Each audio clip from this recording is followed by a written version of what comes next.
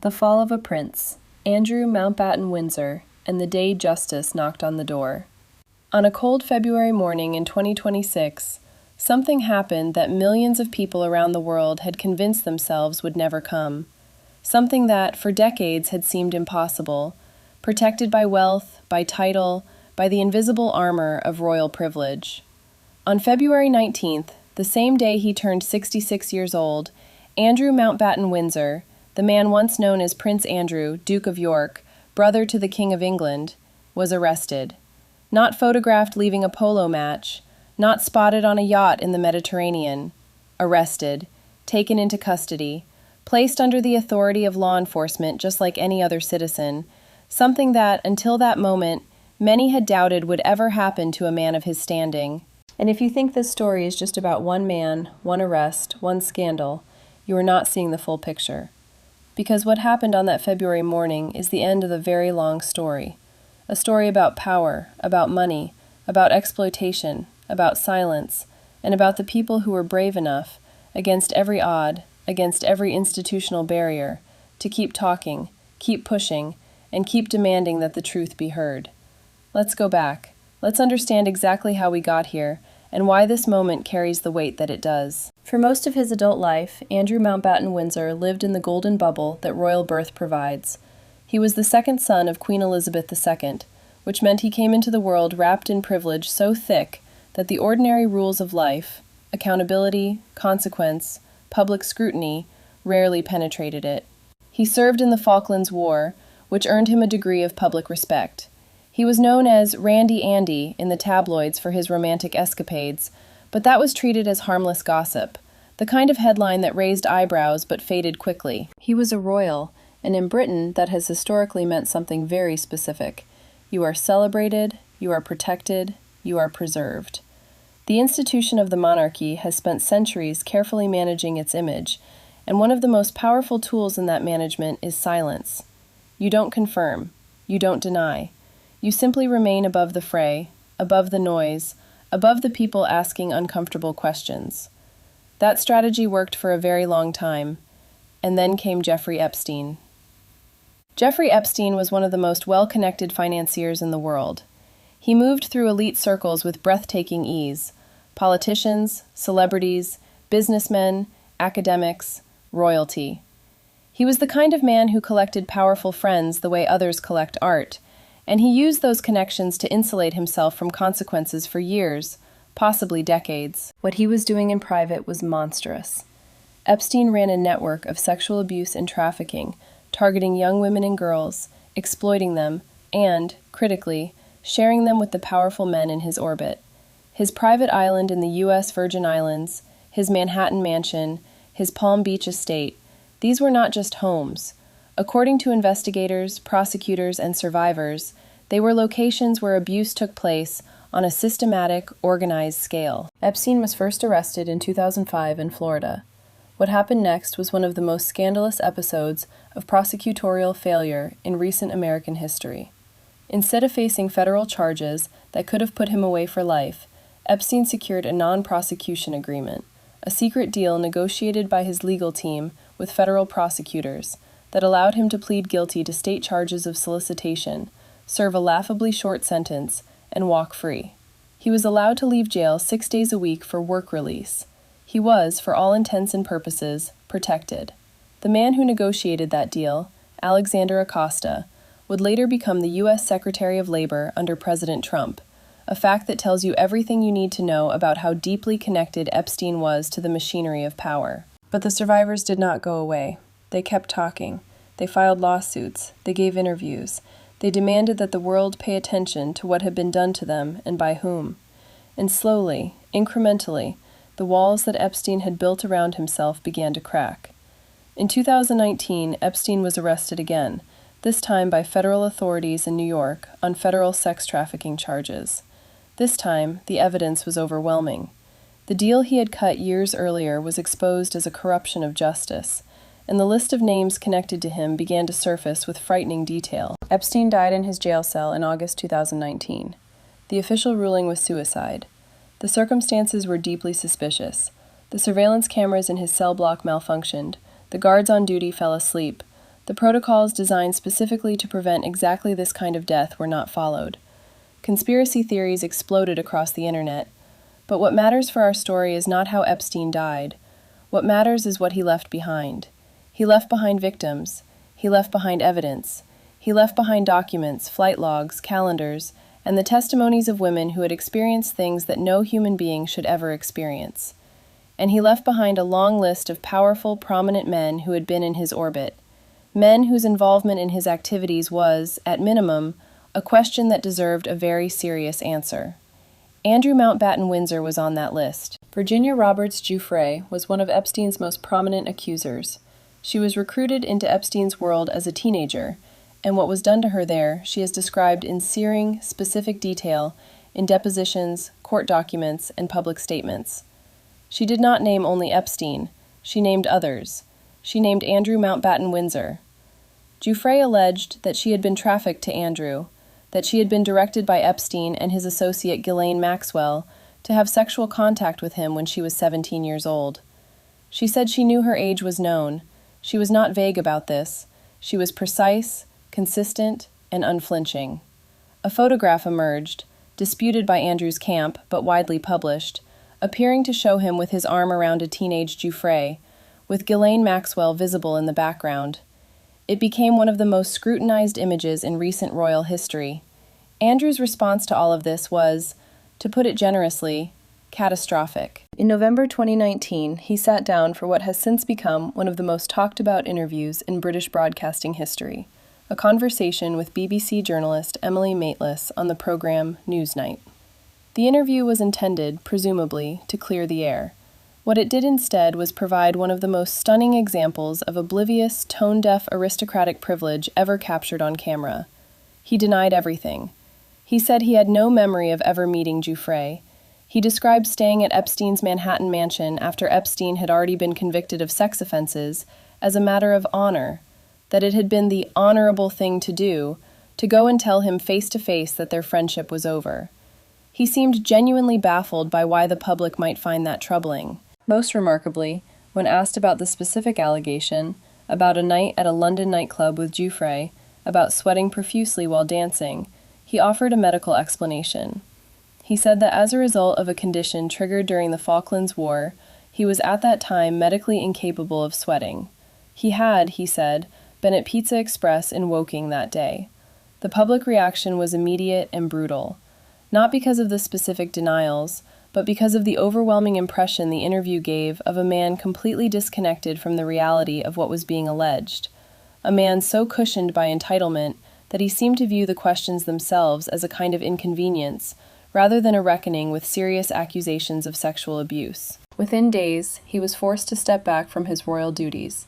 The institutions, the charities, the organizations, the associations that had been connected to him began rapidly distancing themselves. The interview had not cleared the air. It had made everything worse. But stepping back from royal duties is not the same as facing justice, and for years, it looked like the full weight of legal accountability might never truly reach him. Giuffre filed a civil lawsuit against him in the United States in 2021. The legal battle that followed was fierce and complicated, played out across jurisdictions and legal arguments. In early 2022, that lawsuit was settled out of court. The terms were confidential. Andrew did not admit any wrongdoing. He issued a statement expressing his sympathy for Epstein's victims in the most general of terms. For many survivors and advocates, the settlement felt like another version of the protection that powerful men always seem to find. No admission, no accountability. A financial arrangement that made the legal problem go away without ever producing the one thing that mattered most, a public, formal reckoning. He retained his title, he retained his home, the royal lodge on the Windsor estate, where he lived in considerable comfort. He faded from public royal life, but did not disappear from his estate, and the years passed. Then the Epstein Files began to be unsealed. For years, the full documentary evidence connected to Jeffrey Epstein's crimes had been sealed by court order, buried in legal filings, protected from public view.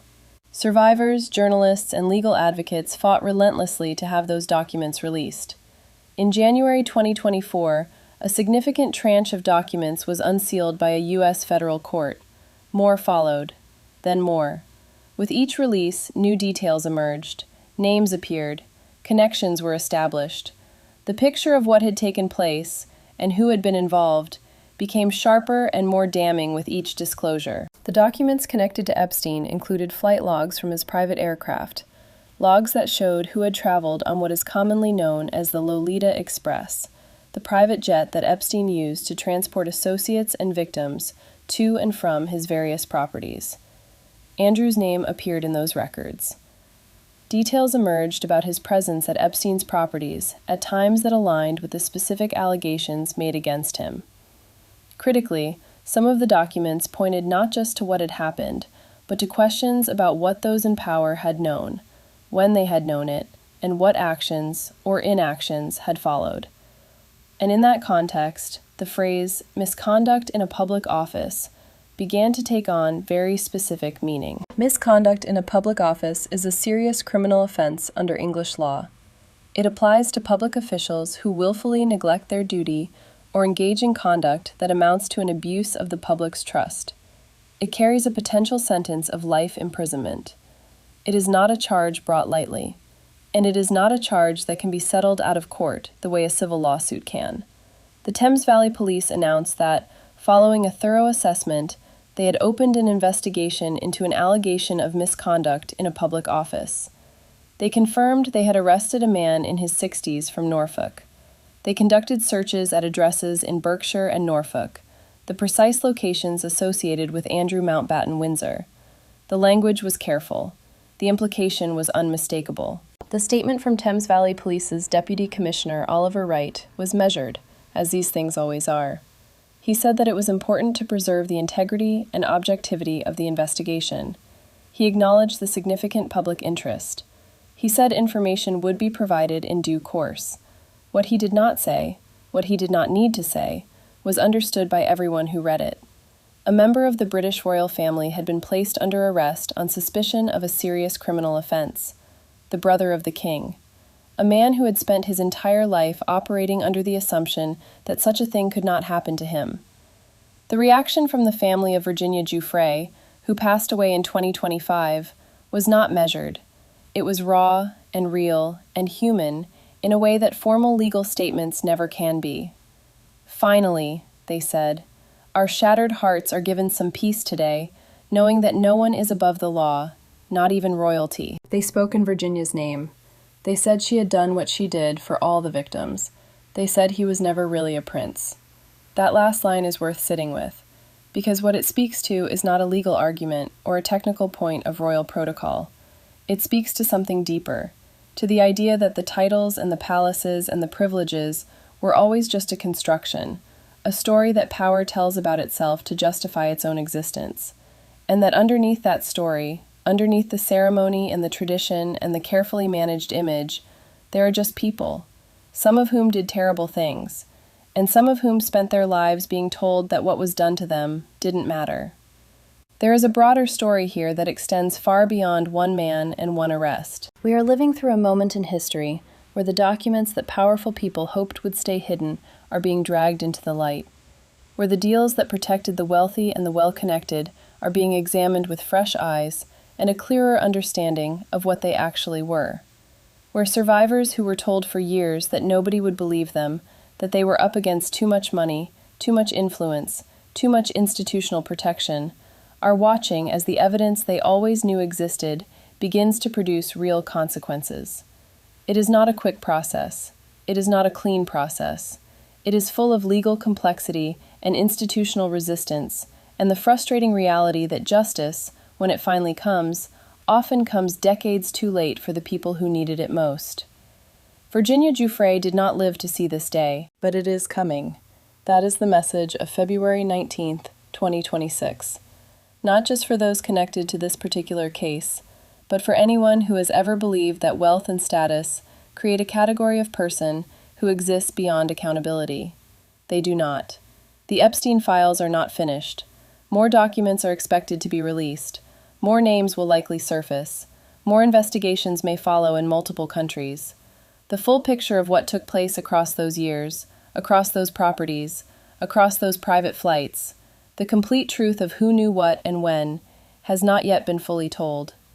What has been told, what has been made undeniably clear, is that the people who suffered were telling the truth, and that the systems that were supposed to protect the public, law enforcement, courts, royal institutions, government, failed them in ways that will take years to fully understand and reckon with. Andrew Mountbatten-Windsor turned 66 on the day he was arrested. He spent his birthday in police custody under suspicion of a serious criminal offense.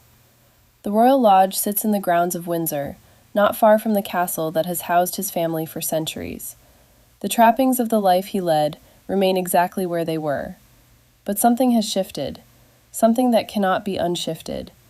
For the survivors of Jeffrey Epstein's network, for the women who came forward, who filed documents, who gave depositions, who spoke publicly at enormous personal cost, who were disbelieved and mocked and legally challenged at every step, this is not a small thing. This is a moment they were told would never come. For the investigators and journalists and lawyers who spent years pursuing this story despite institutional pressure to let it go, this is vindication of a kind that doesn't come often. And for the rest of us, watching from the outside, it is a reminder of something important.